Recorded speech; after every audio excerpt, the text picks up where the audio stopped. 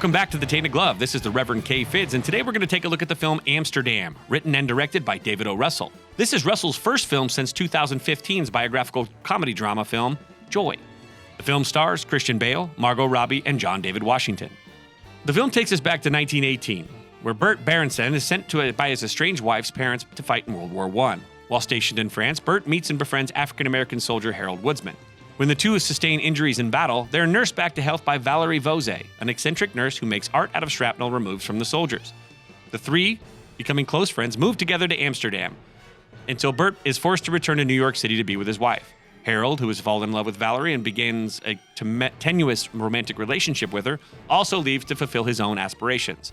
The film then takes us 15 years into the future, where Bert's owned his own medical practice, catering to the veterans of the war, but still is friends with Harold, who is now a lawyer. They haven't heard from Valerie in quite some time, and a mysterious person asks Bert to perform an autopsy on Bill Meekins, a senator who served as the commander of the regiment during the war, at the behest of Meekins' daughter, Elizabeth, who believes he was murdered.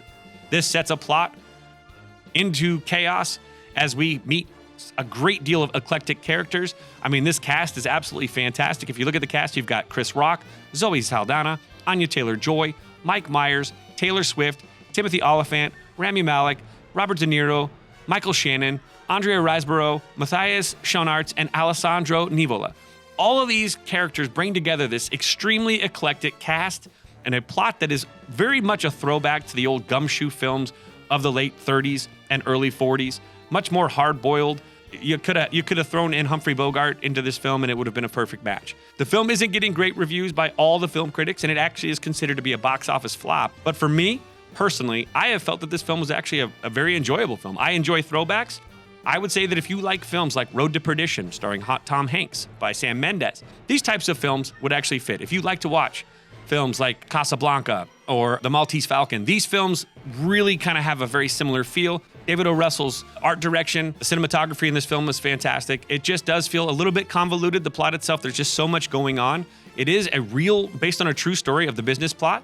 That was actually during the 1930s, that was an attempt to actually overthrow Franklin Delano Roosevelt as president, utilizing the same concept that they utilized in Italy to get Benito Mussolini into power. I personally would give this 3 out of 4 fiddles, if I were to give fiddles, that is, of course. But it is not for everybody. So this film is one of those types of films that it really depends on your taste and your niche. If you were a fan of the throwback black and white films and the hard-boiled gumshoe films of the 1930s and 40s, I highly recommend this film. If you're more into the regular, modern pop culture stuff, it might be something that's considered to be a little bit too slow for you. But I definitely enjoyed it. I think it's a fantastic film. It might even get a couple nominations for some actors.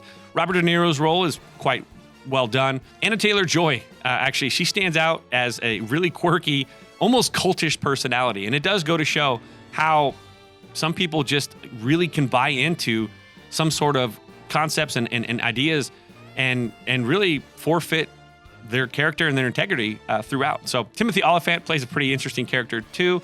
Michael Shannon and Mike Myers are fantastic as he works for the tax department. Mike Myers works for MI6. But in the end, Christian Bale, arguably one of the best, if not the best character actor in Hollywood today, along with Gary Oldman, steals the show as Bert. The glass eye is a constant running gag, and it is a perfect kind of quasi-MacGuffin as we maneuver through this plot. But in the end, it is a story about 3 friends that are there to do anything they can for each other. And that is probably the core theme of this film, is that when you have friends, when you have that support system, it might get tough, but you can come out on top. So that is the film for today. That has been Amsterdam.